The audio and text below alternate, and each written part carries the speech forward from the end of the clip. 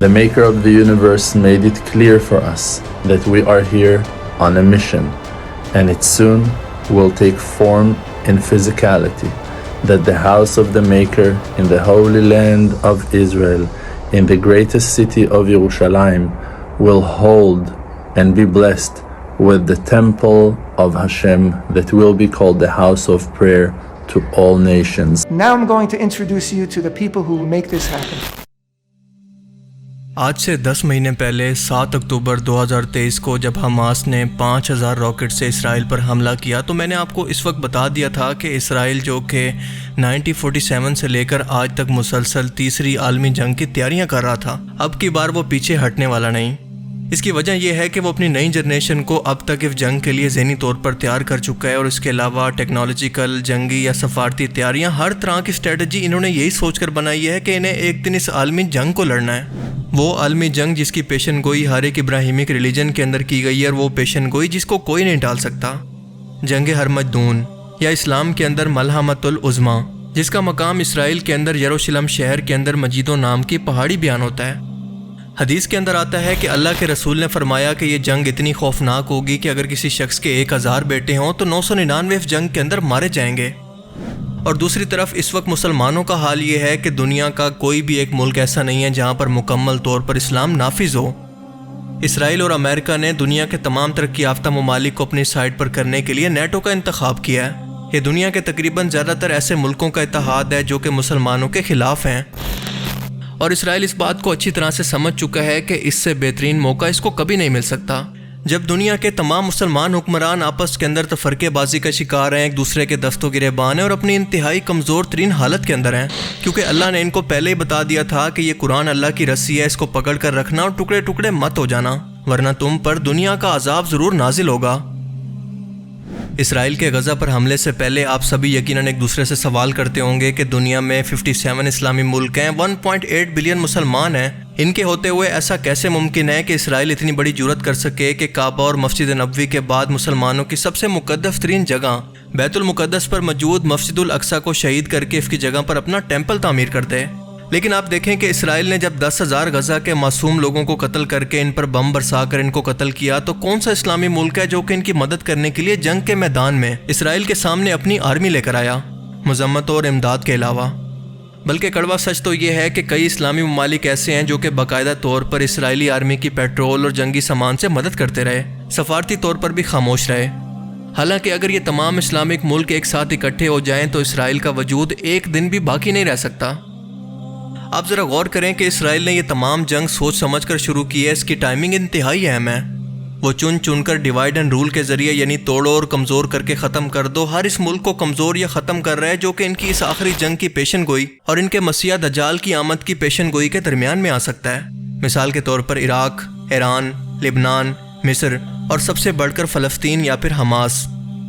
اور اسرائیل کے مطابق اس ٹائم کے اندر وہ بالکل تیار ہے، کیونکہ ان کے مطابق 2 سال پہلے جو 5 لال بچیاں جن کو امریکہ کی ریاست ٹیکساس سے یہاں پر لایا گیا، اور یہ تورات کے اندر بیان کی گئی نشانی کے مطابق تھی، یعنی ان کا جسم پوری طرح سے بالوں سے لال تھا، انہیں بہت جلد مسجد الاقصیٰ کے سامنے ماؤنٹ اولیو پر قربان کر کے مسجد الاقصیٰ کو شہید کیا جائے گا، اور اس کی جگہ پر تیسری مرتبہ ہیکل سلیمانی کو تعمیر کیا جائے گا، اور اس کے بعد ان کا مسیح دجال دنیا کے اندر ظاہر ہوگا اور پوری دنیا پر گریٹر اسرائیل کو قائم کرے گا، جس کا نقشہ ان کے پاس موجود ہے۔ حالانکہ یہودی قوم بھی اس بارے میں ڈیوائیڈڈ ہے کہ وہ مسیح ہیکل کی تعمیر سے پہلے آئے گا یا پھر اس کی تعمیر کے بعد۔ یہ قوم پچھلے 76 ایئرز سے اس قربانی کی تیاری کے اندر، جس کے اندر تمام رسمیں، لباس، لوکیشن، ربیع کا انتخاب، ہیکل سلیمانی کا نقشہ اور ریچول کی ہر ایک تیاری شامل ہے، کے ساتھ اپنی نسلوں کو اس جنگ کی اہمیت اور جنگ کے متعلق تیاری کرواتی آ رہی ہے۔ اور اب ان کے مطابق وہ وقت اب پورا ہو چکا ہے اور ہم اینڈ ٹائمز کے اندر پہنچ چکے ہیں، اور یہ سب کچھ دی ٹیمپل ایسوسی ایشن نام کی ایک آرگنائزیشن کروا رہی ہے جو کہ بنی ہی اسی مقصد کے لیے ہے۔ ویب سائٹ کے علاوہ ان کا اپنا ایک یوٹیوب چینل بھی موجود ہے جہاں پر یہ اپنی تیاریوں سے متعلق پوری دنیا کو اپڈیٹ کرتے رہتے ہیں۔ حال ہی میں اس چینل پر ایک نئی ویڈیو پوسٹ کی گئی جس کے اندر یہ بتایا گیا کہ لال بچیا کی قربانی اور باقی اس ریچول کے تمام تر کام کس کس شخص کے ذمہ ہوں گے۔ یعنی ان شارٹ بہت ہی جلد ہم مسجد الاقصی کو شہید کرنے والے ہیں اور اس کی جگہ پر ہیکل سلیمانی کو تعمیر کرنے والے ہیں، لیکن کوئی بھی مسلمان ہمارا کچھ بھی نہیں کر سکتا۔ یہ بار بار پوری دنیا کو ویڈیوز کے ذریعے پیغام دے رہے ہیں کہ وی آر ریڈی۔ بظاہر یہ باقی دنیا کی ہمدردیاں سمیٹنے کے لیے یہ بھی کہہ رہے ہیں کہ ہم پوری دنیا کو یہاں پر آ کر وزٹ کرنے اور عبادت کی دعوت دیں گے، اور اس پر کتاب بھی لکھ رہے ہیں۔ یہ کتاب انگلش کے اندر ہوگی اور اس کے اندر وہ تمام انفارمیشن موجود ہوں گی جو کہ اس ہیکل کے متعلق پوری دنیا کو جاننا انتہائی ضروری ہے، جو کہ ظاہر ہے کہ بہت بڑا جھوٹ ہے، کیونکہ ایسا ناممکن ہے، اور یہ قوم خود کو چوزن پیپل آف گاڈ یعنی خدا کے چنے ہوئے بندے مانتی ہے، اور اس کے علاوہ باقی سب کو کیڑے مکوڑے۔ اب اگر تاریخ کی مانیں تو یہ بات سچ ہے کہ یہ قوم بنی اسرائیل کی صورت ایک وقت کے اندر اللہ تعالیٰ کی لاڈلی ترین قوم تھی، لیکن اپنی نافرمانیوں کی وجہ سے اللہ تعالیٰ نے انہیں بدل کر دنیا کی خلافت عربوں کو دے دی، لیکن ساتھ ساتھ سورہ محمد کے اندر دھمکی بھی دے دی کہ اگر تم نے اس قرآن کے مشن کو پیٹھ دکھائی تو تمہیں بھی بدل کر کسی اور قوم کو لے آئیں گے۔ لہٰذا ہم نے دیکھا کہ اللہ تعالیٰ نے اپنے وعدے کے مطابق عربوں کی نافرمانیاں، قرآن کو پیٹھ دکھانے اور اپنی عیاشیوں کی وجہ سے اس عرب قوم کو ترکوں سے یعنی سلطنت عثمانیہ سے بدل دیا گیا، لیکن اس کے بعد امت مسلمہ کبھی بھی ایک جگہ پر اکٹھی نہیں ہو سکی۔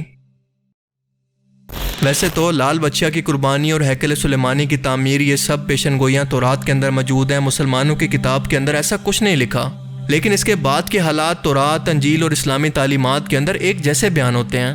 یعنی ایک عالمی جنگ جس کے اندر یہودی، کرسچن اور منافق مسلمان ایک جگہ پر، جبکہ امام مہدی علیہ السلام کا لشکر دوسری طرف ہوگا، اور اللہ تعالیٰ آخر میں مسلمانوں کو فتح نصیب فرمائے گا۔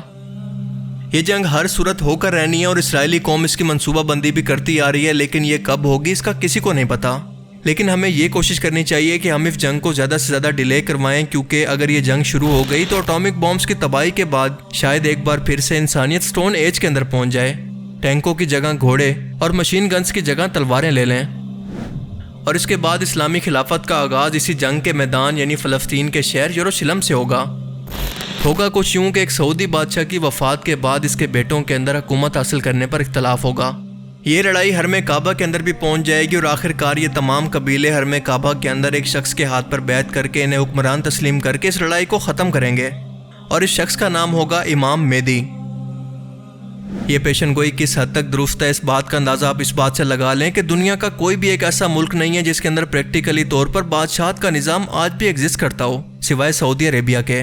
اور اس ٹائم بھی بادشاہت کو لے کر وہاں پر کس قدر کھینچا تانی موجود ہے یہ بھی آپ کے سامنے ہے۔ امام مہدی علیہ السلام کے ہاتھ پر بیعت کرنے کے بعد یہ تمام لوگ مل کر پورے عرب کے اندر امام مہدی علیہ السلام کی حکومت کو قائم کریں گے۔ اللہ تعالیٰ امام مہدی علیہ السلام کی زمینی مدد ایسے کریں گے کہ ان کے ظہور کی خبر سن کر ایک لشکر جس کے پاس سیاہ جھنڈے ہوں گے خراسان سے نکل کر مکہ کے اندر امام مہدی علیہ السلام کی فوج سے جا کر ملے گا۔ رسول اللہ صلی اللہ علیہ وسلم کی پیشن گوئی کے مطابق آج کے خراسان کا مطلب ہے ایران، افغانستان اور پاکستان کا کچھ حصہ۔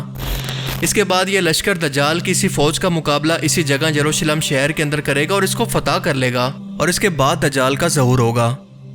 یہ مسلم لشکر آہستہ آہستہ اتنی بڑی یہودی فوج کے سامنے کمزور پڑنے لگے گا، اور یہاں تک کہ ایک مشکل وقت ایسا آئے گا کہ دجال اور اس کا لشکر امام مہدی کی فوج کا پیچھا کرتے ہوئے ملک شام کے دمشق شہر میں امام مہدی علیہ السلام کی فوج کو ایک جگہ پر گھیر لے گا، جس کے بعد اللہ تعالیٰ امام مہدی علیہ السلام کی آسمانی مدد ایسے کریں گے کہ حضرت عیسیٰ علیہ السلام دمشق میں ایک جامع مسجد کے مینار پر واپس آ کر دجال کو قتل کریں گے اور پوری دنیا پر اسلامی خلافت کو قائم کریں گے۔ یہودی قوم کا گریٹر اسرائیل ان کا گریٹر قبرستان بنا دیں گے، اور اس کے بعد یاجوج ماجوج کا ظہور ہوگا جو کہ اس قدر تباہی پھیلائیں گے کہ اللہ کی پناہ ان کے خاتمے کے بعد پوری دنیا پر عیسیٰ علیہ السلام کی خلافت یا پھر مسلمانوں کی خلافت قائم ہو جائے گی، اور یہ جنگ ایک بہت بڑی تباہی ہے جو انسانیت کو اس ٹیکنالوجی کی تباہی سے نکال کر ایک بار پھر سے اس کے قدرتی انوائرمنٹ کے اندر واپس لے جائے گی۔ اور جیسا کہ اللہ فرماتا ہے کہ ہر مشکل کے بعد آسانی ہے، اور اس کے بعد بھی 40 سال تک امن و سکون کا دور ہوگا، لیکن حضرت عیسیٰ علیہ السلام کی وفات کے بعد قیامت کی باقی بڑی نشانیوں کا ظہور ہوگا، یعنی دابت الارض کا نکلنا، سورج کا مغرب سے نکلنا، اور یمن ملک کے اندر لگنے والی ایک بہت بڑی آگ جو کہ لوگوں کو ملک شام اور اس کے بعد میدان محشر کی طرف ایک جگہ پر اکٹھا کرے گی۔ اور اس کے بعد حضرت اسرافیل علیہ السلام جب ایک بار سور پھونکیں گے تو اس دنیا و کائنات کے اندر موجود ہر ایک چیز بالکل فنا یا تباہ ہو جائے گی، یعنی قیامت قائم ہو جائے گی۔ اور اس کے بعد وہ ایک بار پھر سے سور پھونکیں گے تو اس دنیا و کائنات کی ہر ایک چیز دوبارہ سے اکٹھی ہو کر یا پھر زندہ ہو کر میدان محشر کی طرف بڑھنے لگے گی۔ ان تمام نشانیوں کے بعد اب آپ اندازہ لگانے کی کوشش کریں کہ ہم انسان قرب قیامت کے کتنا قریب پہنچ چکے ہیں۔ اللہ تعالی ہمیں سمجھنے کی اور نیک عمل کرنے کی توفیق عطا فرمائے، آمین۔